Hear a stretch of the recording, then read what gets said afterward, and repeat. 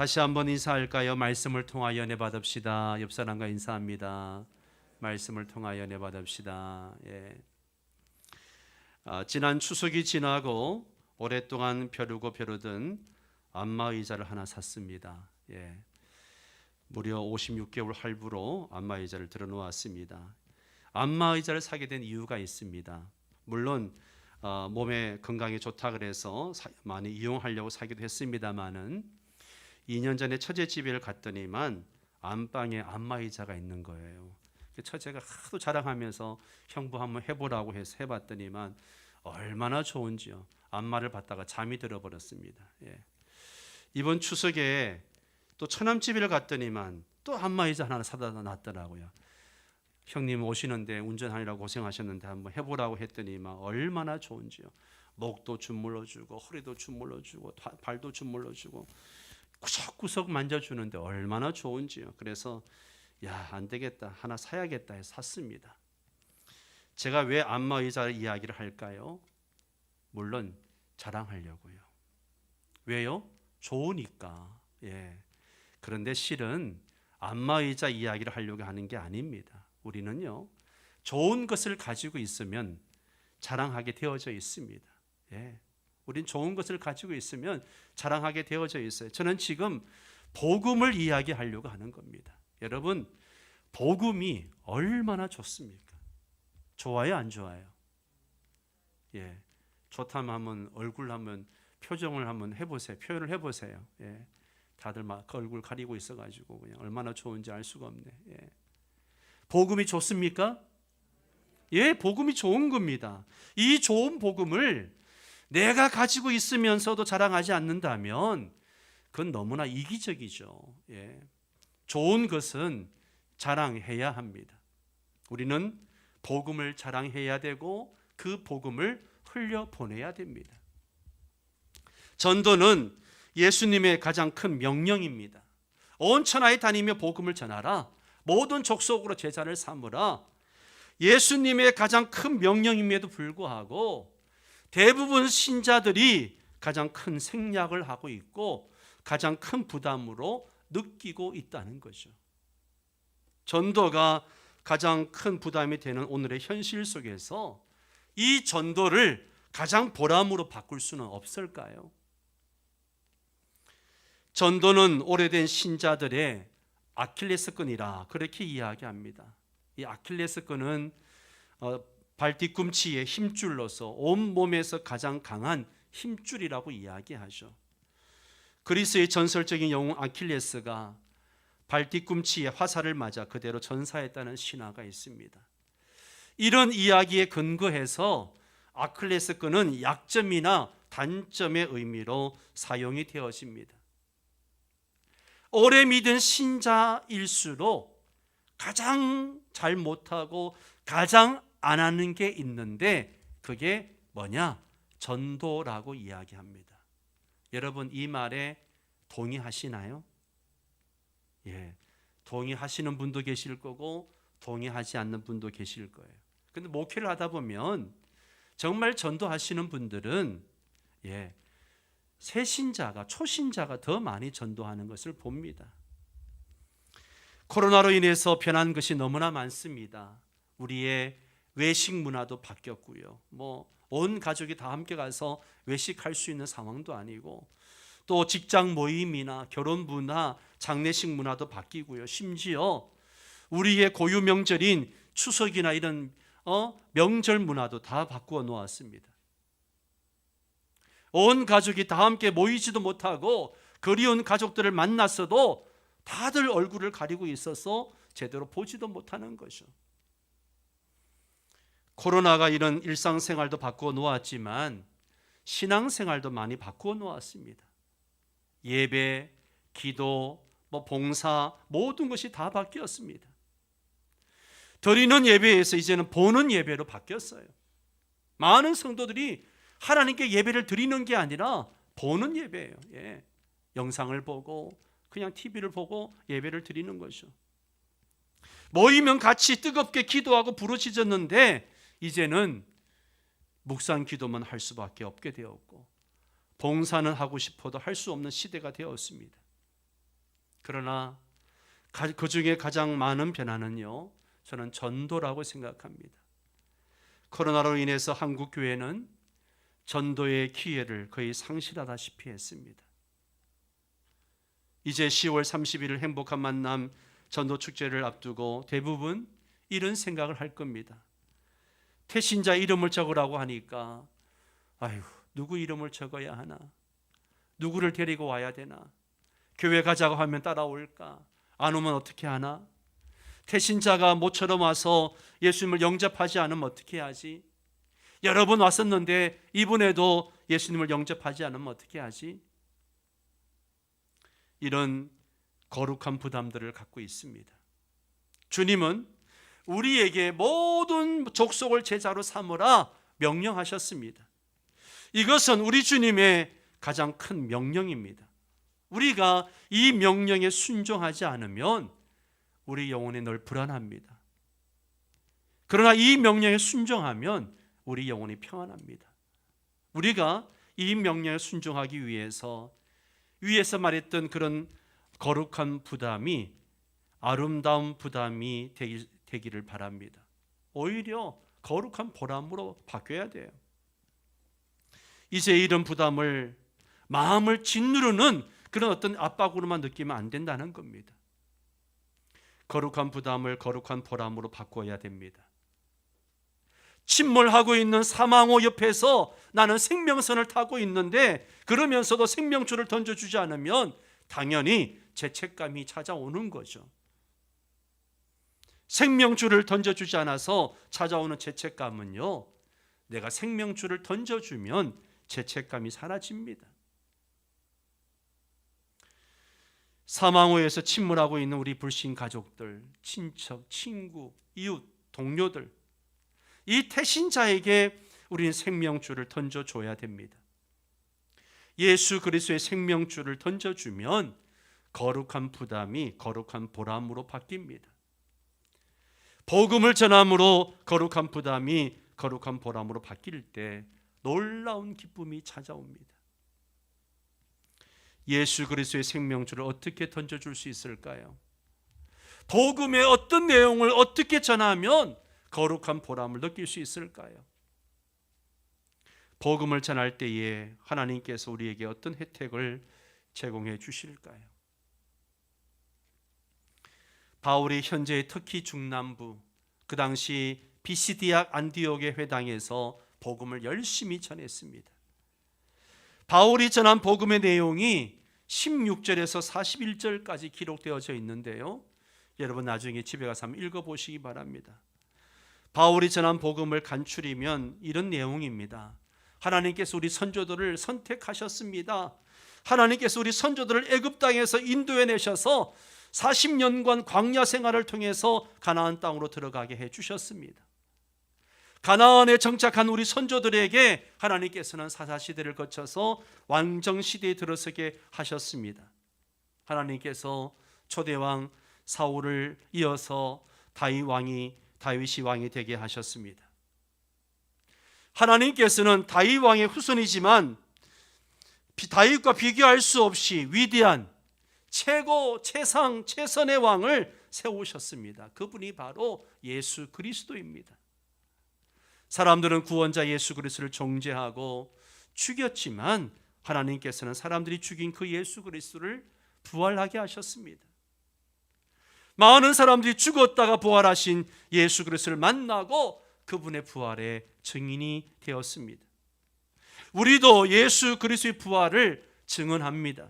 예수 그리스도의 부활은 우연한 사건이 아니고 하나님께서 구약 성경에 약속하신 대로 예수 그리스도를 부활하게 하셨습니다. 시편 2편에서는 하나님께서 너는 내 아들이라 오늘 내가 너를 낳았다라고 하셨습니다. 하나님께서 부활을 통해서 예수 그리스도를 하나님의 아들로 확정해 주셨습니다. 또 16편에서는 거룩한 자로 썩지 않게 하시겠다라고 약속하셨습니다. 다윗 왕은 죽어서 썩었기 때문에 이 말씀은 다윗 왕을 가리킨 말씀이 아닙니다. 예수 그리스도께서 죽었다가 부활하셨기 때문에 이 말씀은 죽어 썩지 않은 예수 그리스도를 가리킨 말씀입니다.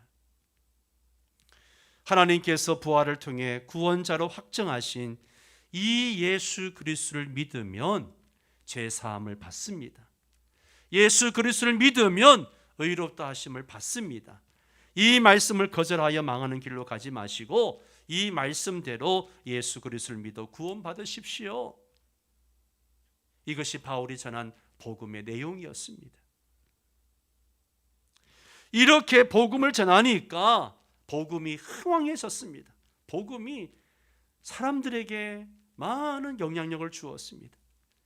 비시디 안디옥 회당에서 바울이 전한 복음을 들었던 사람들이요, 그 다음 안식일에도 이 말씀을 또 해달라고, 또 들려달라고 부탁을 합니다.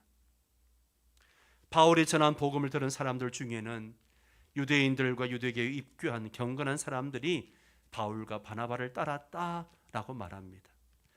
42절 이하를 보십시오. 그들이 나갈 새 사람들이 청하되 다음 안식일에도 이 말씀을 하라 하더라.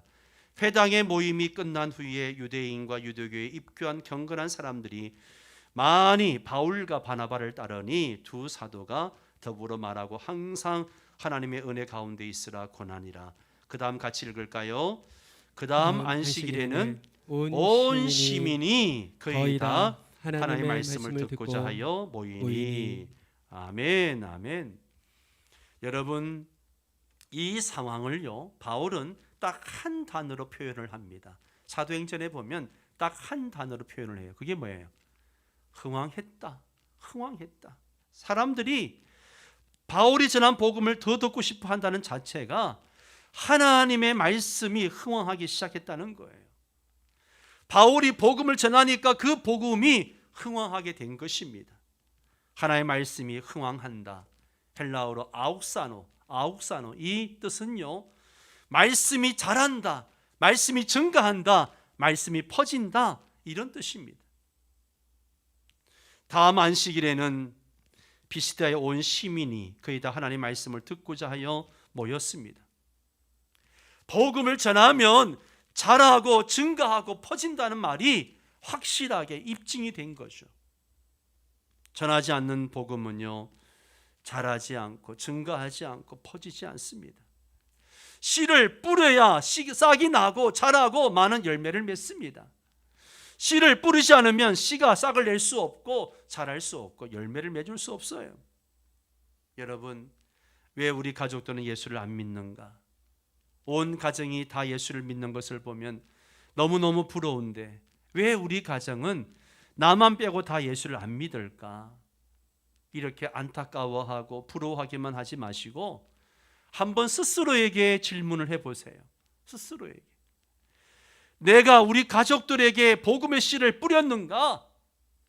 우리 가족들이 예수를 믿기 위해서 기도하고 모범적인 신앙생활을 하는 것은 물론 해야 되지만 내가 우리 가족들에게 입을 열어서 복음의 씨를 뿌렸는가? 복음의 씨를 뿌리지 않았다면 지금이라도 복음의 씨를 뿌려야 합니다.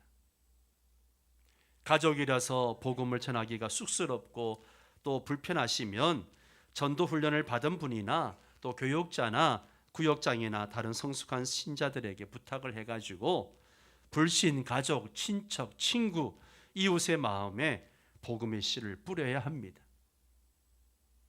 복음의 씨를 뿌리면 그 복음이 자라고 증가하고 퍼져 나갑니다. 비시디 안디옥에서 일어난 현상이 바로 그런 현상이라는 거죠. 예수님도 복음의 씨를 뿌렸습니다. 마태복음 9장 35절을 보십시오. 함께 읽을까요? 예수께서 모든 도시와 마을에 두루 다니사 그들의 회당에서 가르치시며 천국 복음을 전파하시며 모든 병과 모든 약한 것을 고치시니라. 아멘. 예수님도 도시와 마을에 두루 다니시면서 복음을 뿌리셨습니다. 예수님은 우리의 죄 때문에 십자가에서 보혈을 흘려 죽으시고 우리에게 하나님의 완벽한 의를 넘겨주시기 위해서 부활하셨습니다. 예수님을 믿기만 하면, 그 예수님을 믿기만 하면 누구나 다 죄 사함을 받고 하나님의 완벽한 의를 선물로 받아 구원을 받게 됩니다. 아멘입니까? 예수님은 이 복음을 모든 사람들에게, 모든 민족에게 전하라고 하셨습니다. 예수님은 상산수훈을 통해서 예수님의 제자들이 어떻게 살아야 하는가 하는 것을 분명히 가르치셨습니다.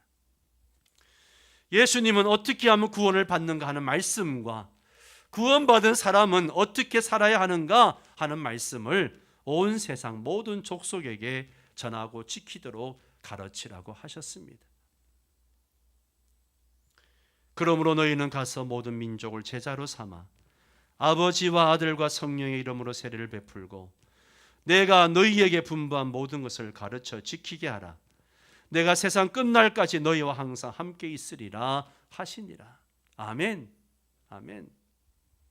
예수님은 복음을 전하라, 예수님의 말씀을 지키도록 가르치라, 이 큰 명령만 주신 것이 아니에요.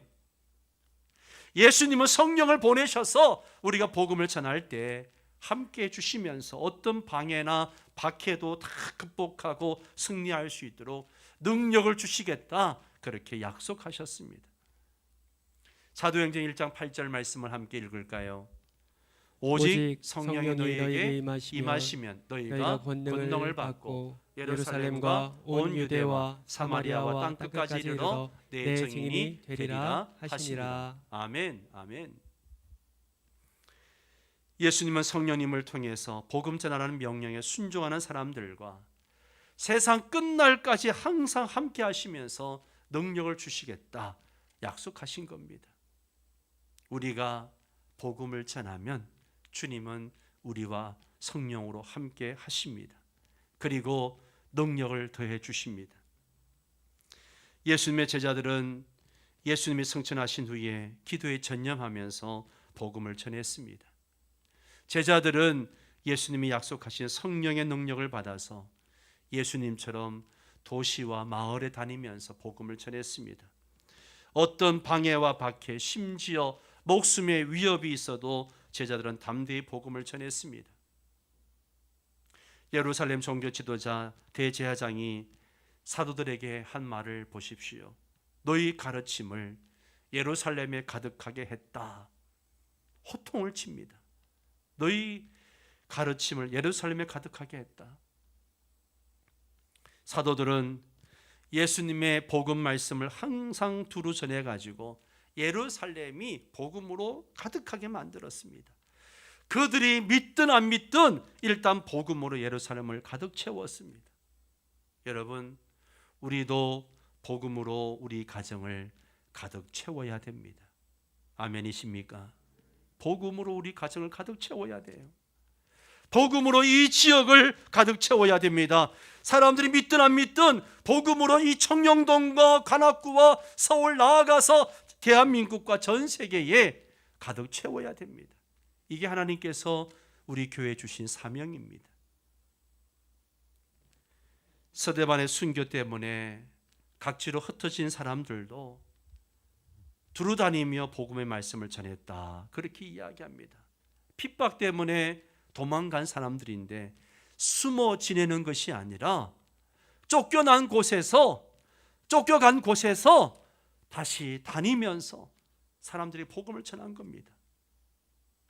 그들은 베니게와 구브로와 안디옥까지 이르러서 유대인에게 복음을 전했습니다.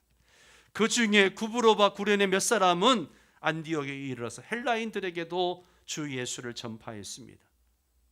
그들이 이렇게 주 예수의 복음을 전할 때에 사도행전 11장 19절 이하에 보면 주의 손이 그들과 함께 하심에, 주의 손이 그들과 함께 하심에 수많은 사람들이 믿고 주께 돌아왔더라.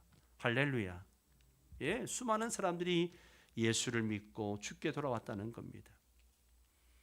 바울은 에베소 두란노 서원에서 2년 동안 날마다 복음을 전했습니다.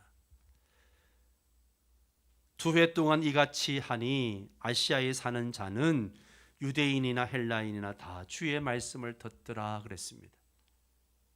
사도들과 성도들이 이렇게 항상 복음 말씀을 전했기 때문에 말씀이 흥왕했습니다. 복음을 전하면 그 복음이 가만히 있는 게 아니고요, 자라고 증가하고 퍼져나갑니다. 왜요?